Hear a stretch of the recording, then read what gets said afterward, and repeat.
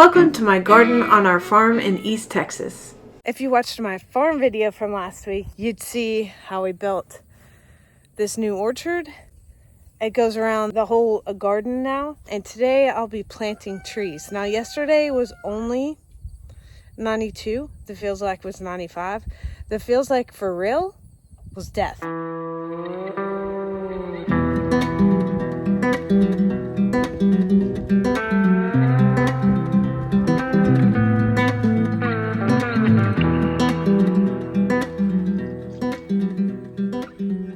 We have a lot of clay and it hasn't rained in a few weeks, so this is really hard to dig. I had to use the auger.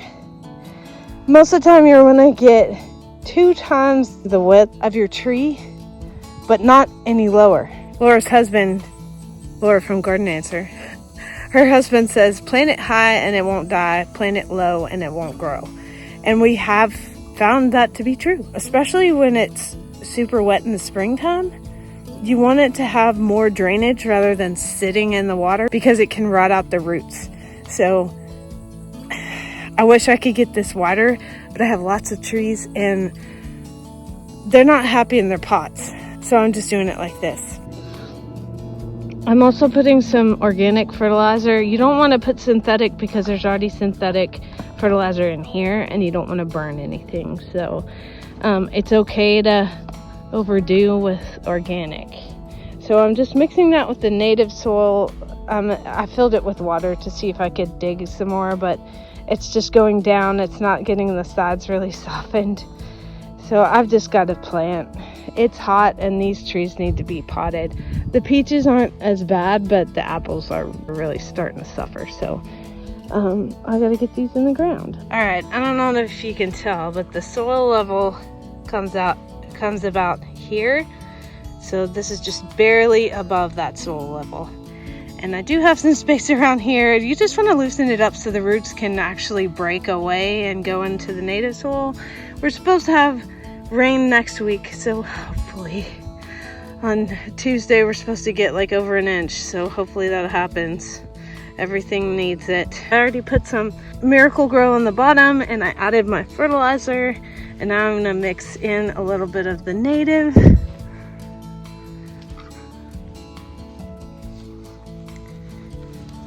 And then I'll put in a little bit more of the Miracle-Gro.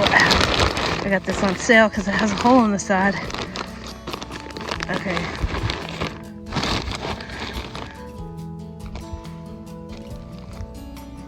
And you want to pack it in. Make sure there's no air pockets in there.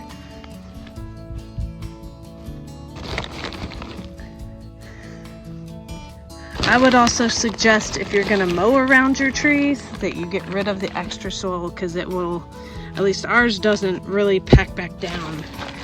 It just stops the mower.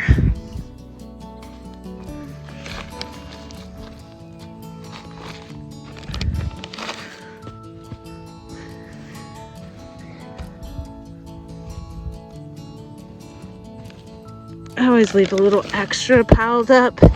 Like, it doesn't necessarily need anything on top of the root ball that came from the nursery, but as it settles, you might need some more dirt, so you can use that. There it is. We got all the drip done yesterday when it was 1,000,000,000 degrees outside.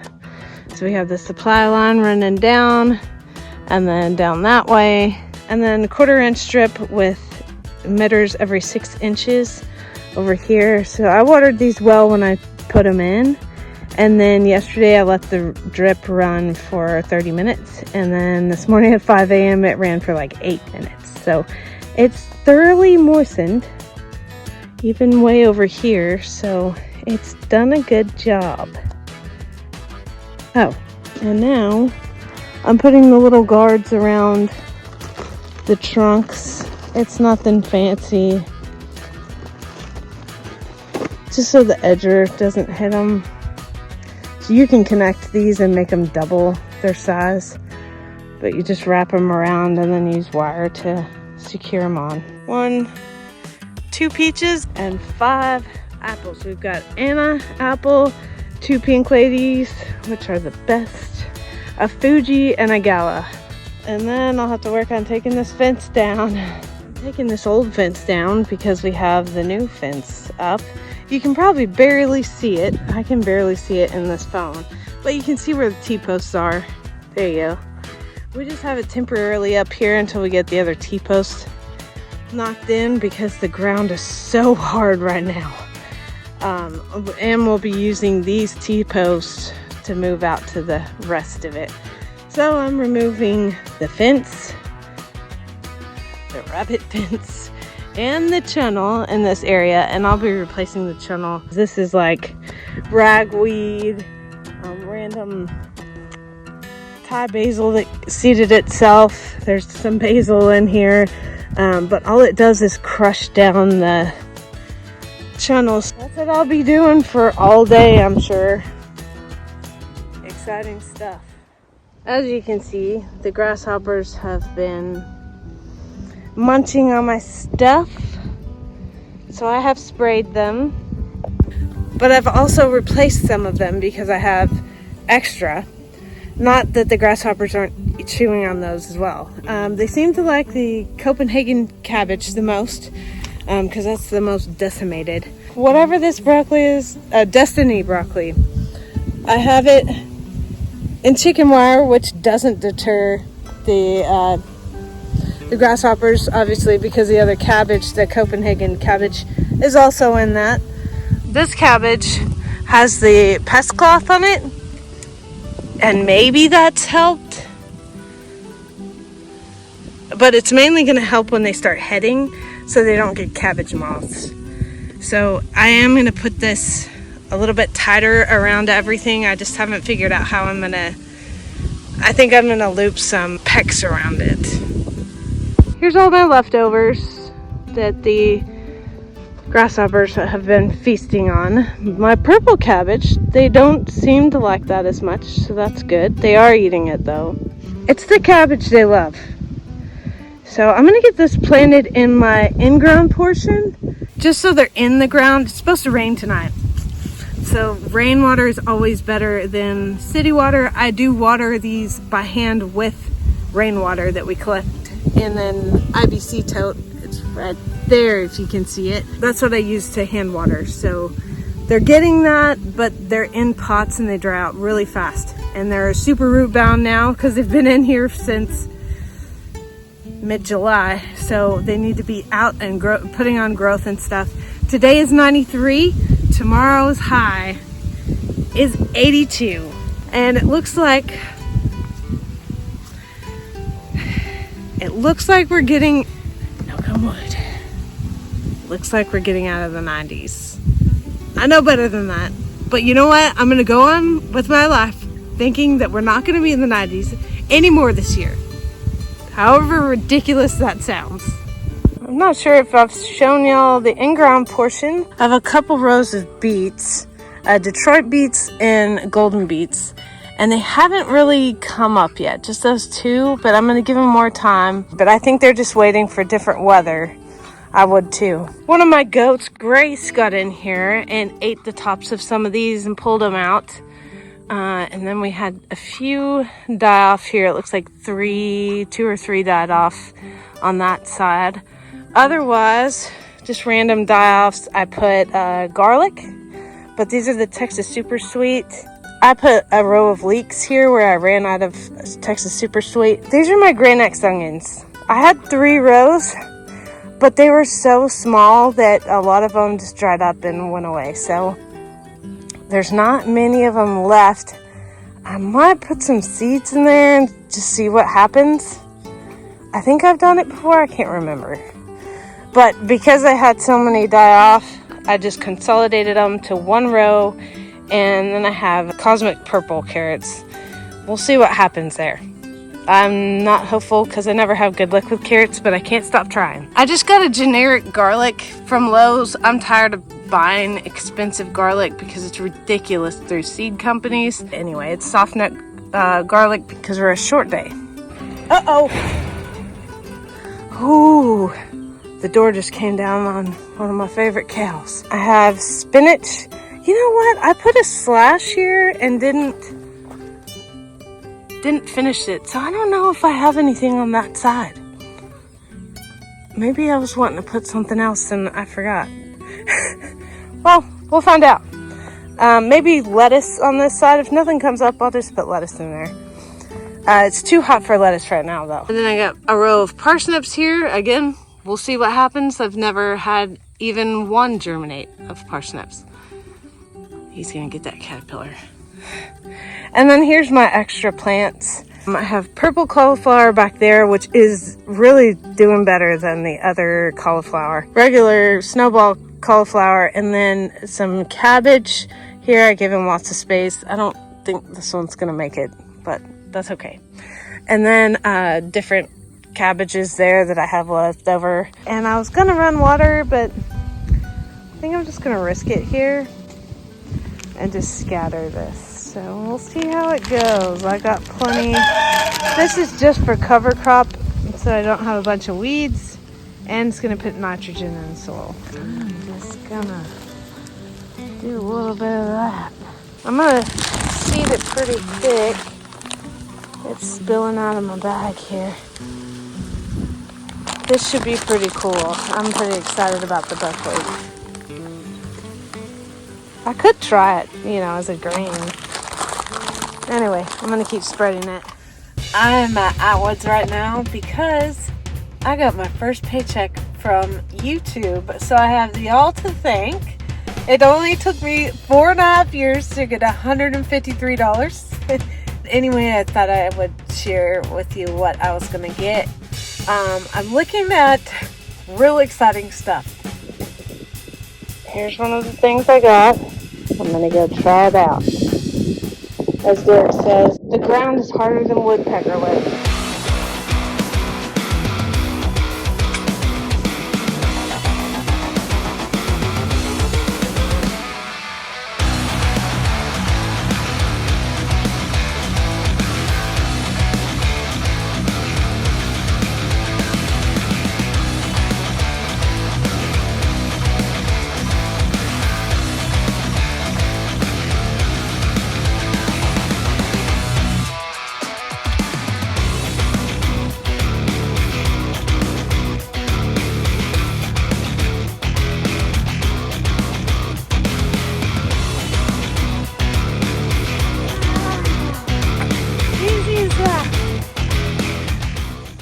It took me a few more T-posts to learn that I had to start a little higher with that so that I would have more force and I could get on top of that bar.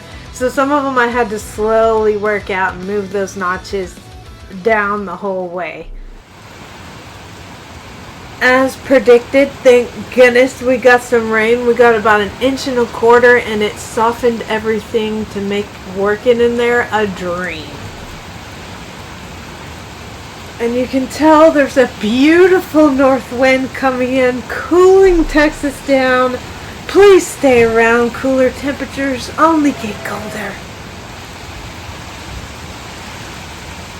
I've been working on taking the field fence, rabbit fence, and chicken wire for the tunnel. I got blisters to prove I've been pulling fence. I was going to try to save all of this, but it's so flimsy that when you go to pull it out of the ground, because it has grounded itself in here, it just pulls apart. So my plan for the new channel is not using chicken wire because it's so messy looking. I'm actually going to use a welded wire. Today's goal is to finally get all this fence out of here. All the T-posts and I think we're going to have 2 wooden posts as well. I was trying to make another cheap solar fountain here, and I'm glad it's ugly because I can just move it out of the way. We need more space to walk from here into the orchard, so I am going to move that stump. I just don't know where yet. My garden goes downhill slightly, and everything washes to this end. This is the east end, and all of the fence parts that I mentioned were buried underground and had ragweed growing through it, so it was hard. And I thought I'd mention too that all of this scrap fencing, and along with a bunch of other scrap metal, is going to a scrap metal place pretty soon because I'm tired of looking at it.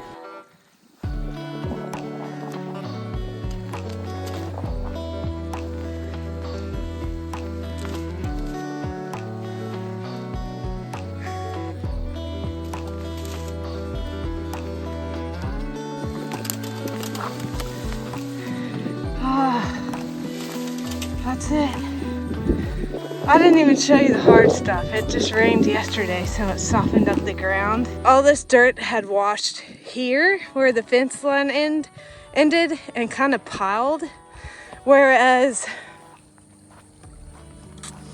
over here they're taking dirt baths and walking it a lot, or they were when it wasn't so weedy. So I have a divot here, so I'm hoping this is easy enough to scrape. I'm kind of hoping I can scrape some of this and fill in over here so that I can put weed fabric and have more of a walking path around, especially some of these raised beds. So that'll be my next deal. We also have to put the T-posts into this fence and put the Stay Tough clips in them. The fence needs to happen today.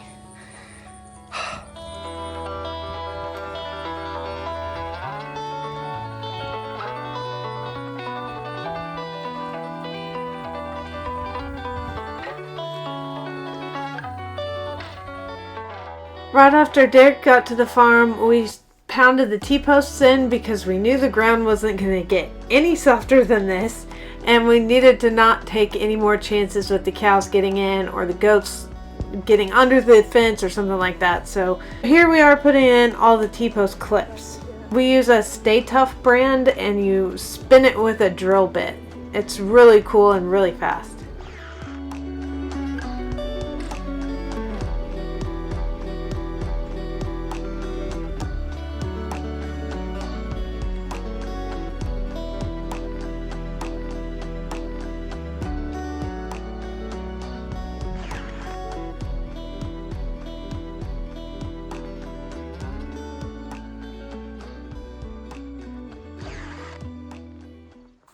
We also got those wooden posts out of the corners, and it's really hard to move with the concrete still on it. And let me just say, if you want a war, be careful what side you're on.